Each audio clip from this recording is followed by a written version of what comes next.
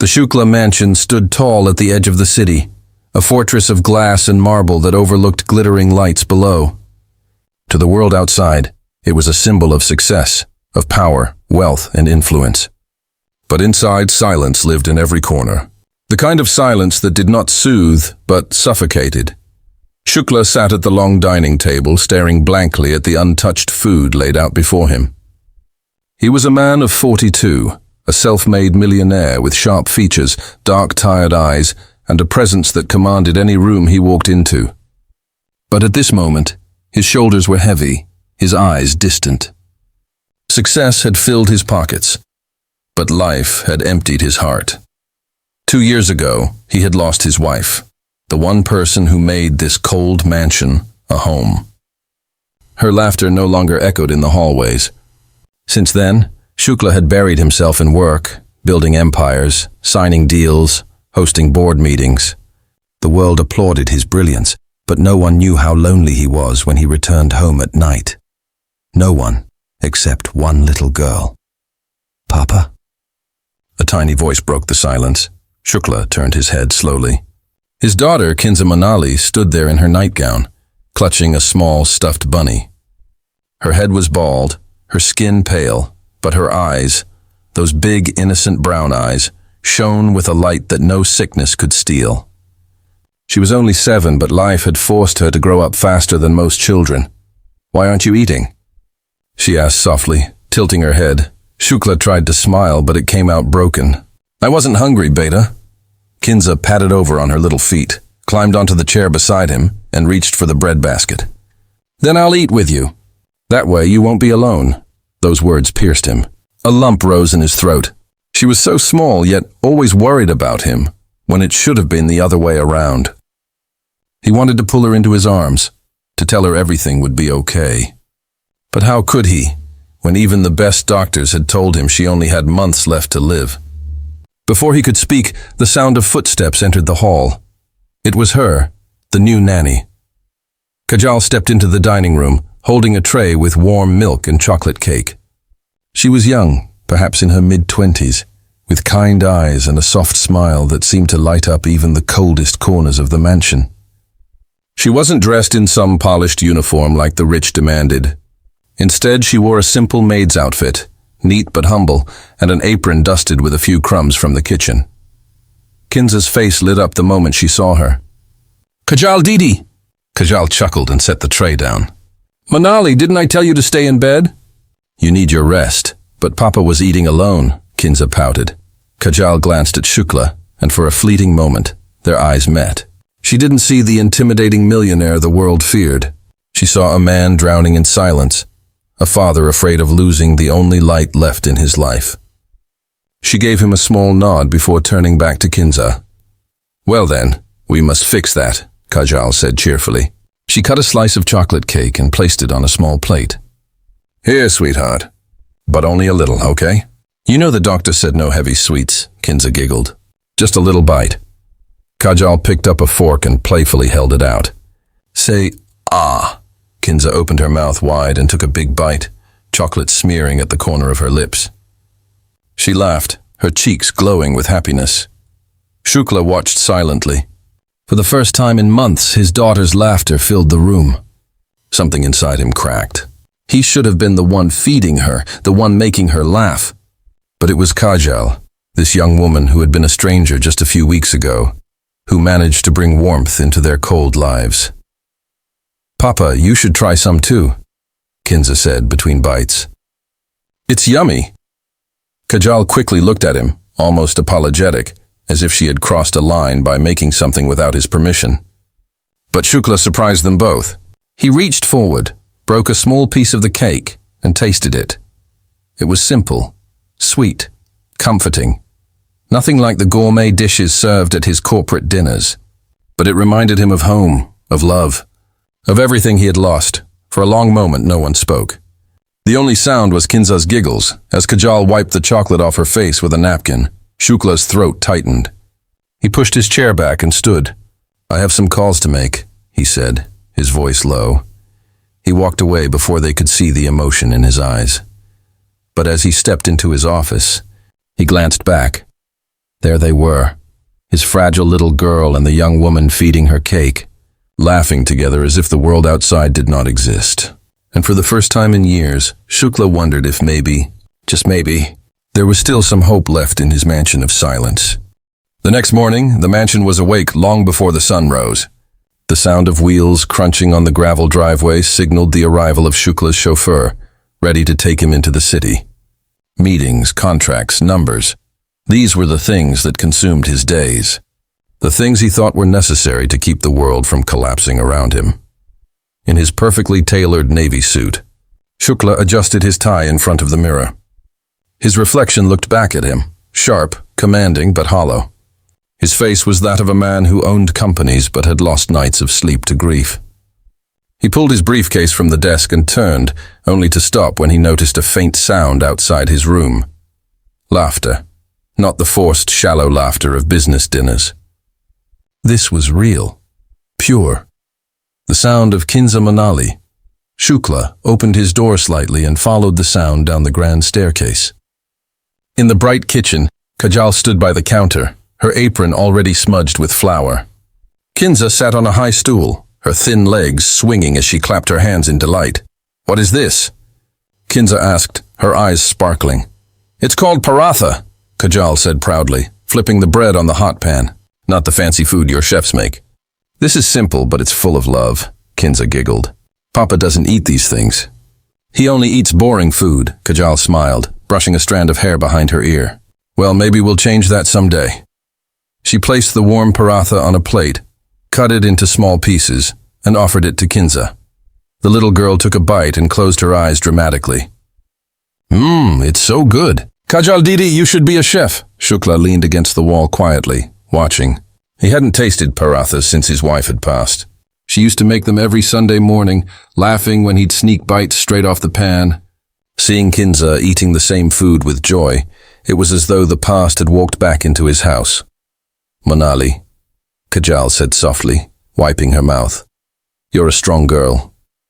"Stronger than most people I know." Kinza's smile faded just a little. She put down her fork and looked at Kajal with those big, innocent eyes. "But will I get better, Didi?" Shukla's chest tightened. He hadn't expected that question. Kajal knelt down beside the stool so she was eye level with the girl. She didn't lie. She didn't promise miracles. Instead, she held Kinza's hand gently. "I don't know what tomorrow holds, Monali. But I do know this, you are never alone. You are loved. By me and by your papa, more than anything in this world." Kinza's small hand trembled in hers. "But papa is always busy." The words sliced through Shukla like a knife. He closed his eyes. She was right. He was always too busy chasing deals, signing contracts, building wealth, while his daughter fought battles far greater than any boardroom war. Kajal leaned closer and whispered, "Even when he is busy, he loves you." Sometimes grown-ups don't know how to show their feelings, but I see the way he looks at you, Monali. You are his whole world. For the first time, Kinza smiled again. She leaned forward and hugged Kajal tightly. From the doorway, Shukla stood frozen. His throat ached, his eyes stung. He wanted to step in, to tell Kinza that he loved her more than his own life, but the words refused to leave his lips. He turned and walked away, ashamed that it was the nanny who spoke the words he couldn't. Later that day, in the sleek glass tower of his corporate office, Shukla sat in a meeting. Executives argued over numbers and strategies, but his mind wasn't there. His mind was in the kitchen, replaying Kinza's words. "Papa is always busy." He excused himself, ignoring the confused stares of his staff, and stepped out onto the balcony. Below, the city pulsed with life, but all he felt was emptiness. He had built all this for what? To stand in skyscrapers while his daughter counted the days she might never see. For the first time in years, Shukla questioned everything. That evening, when he returned home, the mansion was quieter. He found Kajal in Kinza's room, sitting beside the bed with an open book. Kinza's eyes were closed, her breathing steady. She had drifted to sleep while listening to the story. Kajal's voice was soft, almost like a lullaby as she read aloud. Shukla stood in the doorway watching, and the little star in the sky whispered, "Don't be afraid." Even in the darkest night, Light will always find you. She closed the book and gently tucked the blanket under Kinza's chin. For a long moment she just sat there, brushing a hand over the little girl's bald head with tenderness only a mother could give. Shukla felt something stir inside him. Gratitude, admiration, and guilt. When Kajal finally turned, she startled slightly at seeing him. "Sir, I didn't know you were here. You read to her every night?" he asked, his voice low. Kajal nodded. "It helps her sleep. She dreams better when she hears stories." Shukla's eyes softened as he glanced at his daughter. For years, he had thought money could buy her comfort, buy her happiness. But this young woman had given her something money couldn't: warmth, love, normalcy. He swallowed hard and whispered, "Thank you." It was the first time in years that anyone in the mansion had heard the great Shukla say those words. That night, as he sat alone in his office, Shukla opened his laptop but didn't touch the files. Instead, he opened a blank document. For hours, he just stared at it, unsure of what to write. Finally, with trembling fingers, he typed, "I want to spend more time with her. It wasn't a business plan. It wasn't a contract. It was a promise to himself and to his little girl. And though he didn't realize it yet, it was Kajal who had sparked this change in him." The next morning, he canceled his first meeting. For the first time in years, Shukla stayed home. And when Kinza Monali opened her eyes, she saw something she hadn't in a long time. Her father, sitting at the edge of her bed, smiling softly. The days began to change slowly inside the mansion. Where silence once ruled, faint ripples of laughter now touched the air. Shukla had canceled more meetings than he ever had in his career, staying back to sit with his daughter. He didn't always know what to say, but just being there made Kinza Monali's eyes sparkle brighter. It was Kajal who taught him that sometimes love didn't need grand speeches. Sometimes love was in the little things, sitting beside a hospital bed, braiding a child's doll's hair, or listening to a story for the 100th time, because the little one wanted it again.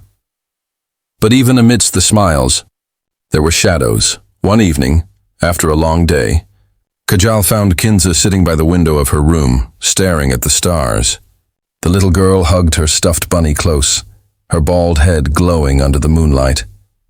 "Kajal Didi," she whispered, her voice trembling. "Do you think Mommy can see me from heaven?" Kajal's heart clenched. She walked over and sat beside her, pulling Kinza into her arms. "Of course, Monali. Your mommy is watching you every single day. Every time you laugh, every time you smile, she's smiling too." Kinza leaned into her. "But what if I go to heaven soon? Will I see her again?" The words cut through Kajal's chest like glass. She felt tears burning her eyes, but she forced a smile. "Yes, sweetheart. You'll see her. But you're not going anywhere right now. You still have so many dreams to live." Kinza looked up, her innocent eyes shimmering. "Dreams? Like what?" Kajal tapped her chin playfully. "Well, tell me, what do you want to do? If you could do anything in the world, what would it be?" Kinza thought for a moment, her tiny fingers twisting the bunny's ears. "I want to see the ocean. I've only seen it in pictures, but I want to hear the waves. And I want to ride a horse, and I want to be a princess at least for one day." Kajal smiled through her tears. "Those are beautiful dreams, Monali. And you know what? We're going to write them down." She reached for a small notebook from the shelf, opened it, and carefully wrote on the first page, "Kinza Monali's dream book." She handed the pencil to Kinza.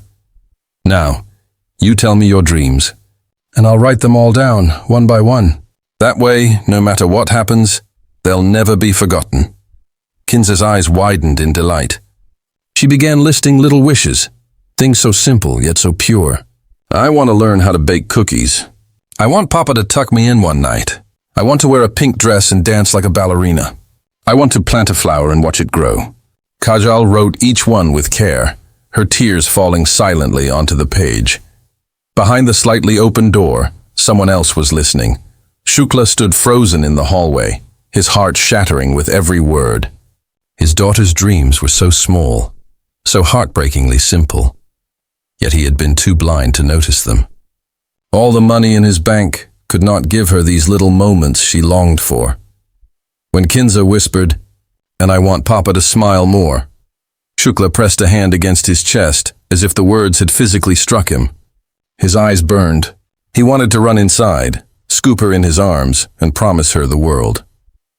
But he stayed frozen, too ashamed, too broken. Inside, Kajal kissed Kinza's forehead gently. "Your dreams are safe here, Monali, and I promise we'll try to make as many come true as we can." The little girl yawned, snuggling into her blanket. "Will you stay until I sleep?" "Always," Kajal whispered. As Kinza's breathing softened, Kajal closed the dream book and held it to her chest. Her tears fell freely now. "You deserve so much more, little one," she murmured, "and I'll fight to give you every smile I can." From the doorway, Shukla quietly turned away, his hands trembling. For the first time in years, the powerful millionaire felt utterly powerless. But deep inside, a decision was forming. He could not change fate, but he could give his daughter the gift of memories, the kind that even heaven would envy. The change began quietly. At first it was small things. Shukla cancelled an early meeting and surprised Kinza at breakfast. The little girl blinked in disbelief when she saw him walk into the sunny kitchen, not in his usual suit, but in a plain shirt with his sleeves rolled up. "Papa?" she gasped. "You're home?"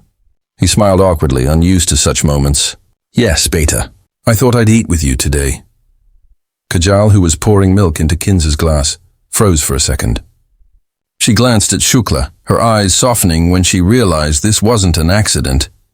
He had chosen to stay. Kinza clapped her hands. "Then you have to try Kajal Didi's parathas." Shukla laughed, really laughed, for the first time in years. "I would love to." The laughter startled even him. But when Kinza leaned across the table to place a piece of paratha on his plate with her tiny hands, Shukla felt a warmth in his chest that boardrooms and billions had never given him. That was just the beginning. The next evening, Shukla walked into Kinza's room holding something awkwardly in his hand, a children's storybook. Kinza's eyes widened. "Papa, you're going to read to me?" He cleared his throat, sitting at the edge of the bed. "Yes, if you'll allow me." Kajal, who was tidying the toys in the corner, stopped and turned, her breath catching. She didn't say a word, but her eyes shimmered with quiet pride. As Shukla began reading, his deep voice stumbled over the silly rhymes. Kinza giggled at every mistake, correcting him with childish impatience. But when she rested her head on his lap halfway through, his throat tightened. He looked at Kajal for help, unsure what to do, but she only mouthed silently, "Just keep reading." That night, Shukla stayed until Kinza fell asleep. And when he tucked the blanket around her, his hands trembled. One wish from her dream book had been fulfilled. Days turned into weeks, and the list in the dream book slowly began to shrink. One Sunday, Shukla surprised Kinza with a trip to a nearby stable. Kajal had arranged everything quietly, knowing how much the little girl wanted to ride a horse. When Kinza sat atop a gentle white pony, her laughter rang across the fields. Shukla walked beside her, holding the reins with trembling hands, terrified she might fall, but her joy gave him courage. "Papa." "Look, I'm riding!" Shukla's vision blurred with tears. "Yes, Monali, you're flying." Kajal walked a few steps behind them, her smile soft and proud. In that moment, she saw not the ruthless millionaire everyone feared, but a father rediscovering his soul. Another dream was fulfilled when Shukla cleared his weekend schedule to bake cookies with Kinza and Kajal. The kitchen turned into chaos, flour on the counters, chocolate smears on their clothes, and smoke rising from the first burnt batch. Kinza giggled uncontrollably. "Papa, you're so bad at baking!" Shukla pretended to frown. "Excuse me? I run a multi-billion-dollar empire. If I can do that, I can surely bake cookies." But when he tasted the half-burnt result, he made a dramatic face that sent Kinza into fits of laughter. Kajal laughed too, her eyes shining as she watched father and daughter share something more precious than perfection, togetherness. And then came the day Shukla finally smiled, truly smiled. Kinza had written it as one of her wishes. "I want Papa to smile more." Kajal caught him one evening, sitting on the floor of the playroom, building a castle out of toy blocks with his daughter. His face was relaxed, his smile unguarded as Kinza crowned him the king of castles. Kajal felt her heart swell. She quietly took out the dream book and drew a tick mark next to that wish. The mansion, once drowning in silence, now echoed with life. But transformation is never without pain. One night, after Kinza had gone to sleep, Shukla sat with Kajal in the study. The dream book lay open on the desk between them. She wants to see the ocean, Kajal said softly. It's her biggest dream. Shukla rubbed his forehead. The doctor said travel might be dangerous in her condition. Kajal's voice broke. But what if she never gets the chance, sir? What if the ocean becomes a dream she carries with her to heaven? The words pierced him. He looked at Kajal, at the quiet fire in her eyes, the way she fought for Kinza's happiness, as if she were her own child. He realized something then. Without Kajal, he would never have known his daughter's heart. He leaned back, his voice barely audible. Arrange it. Whatever it takes, we'll make it happen. Kajal's eyes filled with tears, but she nodded. For the first time in years, Shukla felt he was no longer running a company. He was running against time, for his daughter's smiles. The night before their planned trip, Kinza sat on her bed with the dream book open in her lap. Shukla sat beside her, watching her small hands trace the pages. "Papa," she whispered, "thank you for making my dreams come true." Shukla swallowed hard. "It's me who should thank you, Monali. You've given me more than I ever deserved." Kajal, standing by the door, pressed a hand against her chest, her eyes wet. She had seen Shukla at his coldest, his hardest, but now she was seeing him as a father transformed by love. And though she knew storms were still ahead, she also knew one thing for certain. The millionaire was no longer just a man of wealth. He was a father rediscovering his soul. The city outside continued to live in its noisy rhythm, cars honking, neon lights flashing, people rushing past. But inside Shukla's mansion, a different kind of rhythm pulsed. It was slower, more fragile, like the heartbeat of someone who didn't know how many tomorrows were left. Kinza Monali, with her delicate frame and tired eyes, was in her room. Curled against the mountain of pillows Kajal had arranged for her. The little girl's laughter, though softer now, still had the power to fill the halls with light. That evening, Kajal had brought in a small tray with hot cocoa and marshmallows, something Kinza adored. "Do you think heaven has marshmallows, Kajal?" Kinza asked suddenly, her big eyes blinking up at her nanny. The question hit Kajal like a dagger. She forced a smile, tucking a blanket around the child. "I think heaven has whatever you dream of, Monali. Maybe the marshmallows there are even softer and sweeter than here." Kinza giggled, her tiny shoulders shaking. "Then I'll eat them all before anyone else can." Kajal laughed too, though her throat ached. She leaned over and kissed the girl's bald head gently. From the doorway, Shukla stood silently, watching them. He had returned early from his office but hadn't made his presence known. His heart twisted at the sight. The nanny who was not bound to his family by blood, yet who had given more love to his daughter than most people ever could. He thought of his late wife, the emptiness her absence had left, and how Kajal had stepped into that void without asking for anything in return. That night, after Kinza drifted to sleep, Shukla called Kajal into his study. His hands rested on the edge of his mahogany desk, fingers trembling slightly. You've done more for Monali than I ever could," he said in a low, uneven voice. "I don't know how to thank you," Kajal shook her head. "Please don't say that, sir. I only do what any heart would do for a child like her. She deserves love, not pity." Shukla's gaze fell, heavy with guilt. "I was always busy chasing numbers, meetings, contracts. I thought money could protect her from everything. But money can't fight what's inside her body. It can't buy her time." His voice cracked at the last word. Kajal, moved by his vulnerability, stepped closer. "But money gave her doctors, treatments, comfort. And love? Well, love is free, and that is what she needs most right now." For a long moment the room was silent, the weight of unspoken emotions thick in the air. Shukla looked up, his eyes red, his expression softening in a way Kajal had never seen before. "Sometimes," he whispered, "I wish you had been her mother." The words struck Kajal like lightning. Her lips parted, but no sound came out. Her heart thumped wildly in her chest. She didn't know what to say, whether to take it as gratitude or as something far deeper, something neither of them had dared to voice. But before she could respond, Kinza's weak cry echoed from down the hall, breaking the fragile moment. Kajal hurried out of the study, while Shukla remained rooted where he stood, staring at the empty doorway. Over the next few weeks, Kinza's condition worsened. The doctors gently warned Shukla that her body was growing weaker, and the signs were clear. Yet Kinza's spirit shone brighter than ever. One afternoon, when Kajal was helping her draw with crayons in bed, Kinza whispered, "Will I see Mommy in heaven soon?" Kajal froze, the red crayon slipping from her hand. She blinked back tears, but Kinza noticed anyway. "Don't cry," the little girl said softly, placing her frail hand on Kajal's cheek. "I don't want to make you sad." "You don't make me sad," Kajal whispered hoarsely. "You make me proud. You make me believe in miracles."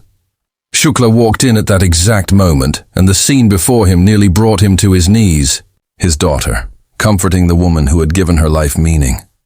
His chest ached with emotions he couldn't contain anymore. He sat down beside them, wrapping his arms around both. "Monali," he murmured, his voice breaking. "If heaven exists, I know your mother is waiting with open arms. But until then, I promise, we'll fill your every day with love." Kinza smiled, weak but radiant. "Then I want marshmallows tomorrow. Lots of them." The three of them laughed together, though each laugh carried tears. For Shukla, that night was transformative. Alone in his room, he stared at a photograph of his late wife and whispered, "She saved me. She saved our daughter. How do I ever let her go?" Kajal had unknowingly touched a part of him that no wealth, no success, had ever reached. She was no longer just a nanny in his eyes. She was the anchor of his daughter's joy, and the healer of his own wounded soul. But with every heartbeat, Shukla feared the inevitable, the day when Kinza's fragile light might fade. And he feared something else too, losing Kajal after that. The unseen battles of his heart raged on, louder than the ticking clock on his wall. The days in the Shukla mansion grew heavier, yet strangely sweeter. Every morning was treated as if it were a treasure chest filled with borrowed hours. Shukla cancelled business trips, ignored board meetings, and turned down social galas. The once aloof and work-obsessed millionaire now spent his evenings on the carpet of his daughter's room, playing games, telling stories, and, more than anything, watching. Watching Kinza Monali laugh with Kajal, watching her eyes sparkle despite the frailty of her body, watching moments slip through his fingers like sand. But even with all their love, the truth loomed like a storm cloud. Kinza's time was slipping away. One night, Kinza awoke, gasping. Kajal was the first to reach her, cradling the child's trembling frame. Shukla, rushing in seconds later, froze in horror at the sight of his daughter struggling to breathe. "It's okay, Monali," Kajal whispered, rocking her. "Breathe with me slowly. You're safe." Her voice was steady even though her own tears blurred her vision. Slowly the girl's breathing calmed, her tiny hand clutching Kajal's sleeve. Shukla stood in the doorway, helpless. For all his millions, he could not take away his child's pain. And yet this woman, this humble, simple woman, could ease it with nothing but the warmth of her embrace. When Kinza finally fell back asleep, Kajal turned to find Shukla standing there. His eyes glistened with unspoken emotions. "I can't lose her," he whispered, his voice breaking. "Kajal, I can't." She stepped closer, her own tears falling silently. "We don't decide when, sir, but we can decide how. We can make sure she never feels alone. We can make sure every moment she has left is filled with love." For the first time, Shukla reached out, not as an employer, but as a man who had finally broken. His hand gently touched her shoulder, trembling. She didn't pull away. In that unspoken exchange, something changed between them forever. The following week, Kinza had a request. "I want to see Mommy," she said softly, looking at her father. "Not in heaven yet. I want to see her picture, her dress. I want to feel like she's still here." The words shattered Shukla's already fragile composure. He hesitated, but Kajal touched his arm gently. Do it, she whispered. That evening, Shukla unlocked a wardrobe in his room that he had not touched since his wife's passing. He brought out a delicate sari, pale pink with golden embroidery, the one his wife had worn on their anniversary. Kajal carefully draped it over herself, her hands shaking, tears pricking her eyes as Kinza's face lit up. "You look just like Mommy," the little girl whispered, reaching out. "Can you sit with me, Kajal?" Kajal sat on the bed, holding Kinza close. Shukla stood behind them, tears streaming down his face as his daughter rested her head against Kajal's chest, a content smile on her lips. For one fragile, fleeting moment, their family felt whole again. That night, when Kajal laid Kinza down to sleep, Shukla whispered, "You're not just her nanny. You're her mother in every way that matters." Kajal's lips trembled, but she stayed silent, her heart pounding with emotions she didn't dare voice. Then came the darkest day. Kinza collapsed in the garden while trying to chase a butterfly. Doctors were rushed in, monitors beeped, and Shukla found himself on his knees, begging a God he had ignored all his life. Kajal held Kinza's hand, whispering prayers through her sobs, but against all odds, Kinza woke up. Fragile, weaker than before, but alive. The doctors said it was temporary, that her body was too tired to keep fighting much longer. Yet to Shukla and Kajal, it felt like a miracle, a little more borrowed time.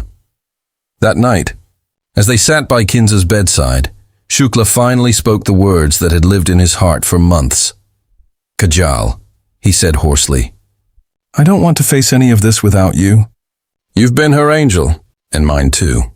I don't know if tomorrow will take her from us, but whatever tomorrow brings, will you stay with me? Not as her nanny, but as family, as the woman I love." Kajal's breath caught. Tears welled in her eyes, spilling silently. She had kept her feelings buried for so long, afraid of overstepping her place, afraid of her own heart. But hearing his confession broke down every wall. "Yes," she whispered, her voice trembling. "Yes, I'll stay." Shukla pulled her into his arms, holding her as tightly as if she were the only anchor keeping him alive. And though Kinza's future was uncertain, something shifted that night. The mansion, once cold and hollow, became filled with warmth, hope, and love. Weeks turned into months. Kinza's health continued to falter, but her spirit never dimmed. With Kajal and her father by her side, she laughed, she dreamed, she loved. She wasn't just a sick child waiting for the end. She was a little girl, living every day like a miracle. And on the last evening, she had strength enough to whisper. She told Kajal and her father, "Promise me, you'll love each other even when I'm gone." They both cried, holding her hands, promising with broken voices. When Kinza's small flame finally flickered out in the stillness of the night, Shukla and Kajal clung to each other, devastated yet grateful. She had gone peacefully, surrounded by love, without fear. And though their hearts ached with loss, they carried her legacy forward, not in sorrow, but in love. Together they built a foundation in her name, helping children who battled the same cruel illness. And every year on her birthday, Shukla and Kajal would sit together, hand in hand, eating marshmallows under the stars, because that was Kinza's heaven, and now it was theirs too. Ending note for the story, narration style. Sometimes love enters our lives in unexpected ways, through pain, through sacrifice, through the laughter of a child who teaches us what truly matters. Shukla found wealth could buy comfort, but it was Kajal who taught him love could buy miracles. And though Kinza Monali's life was short, it was her pure, innocent spirit that turned strangers into family, and grief into love, everlasting.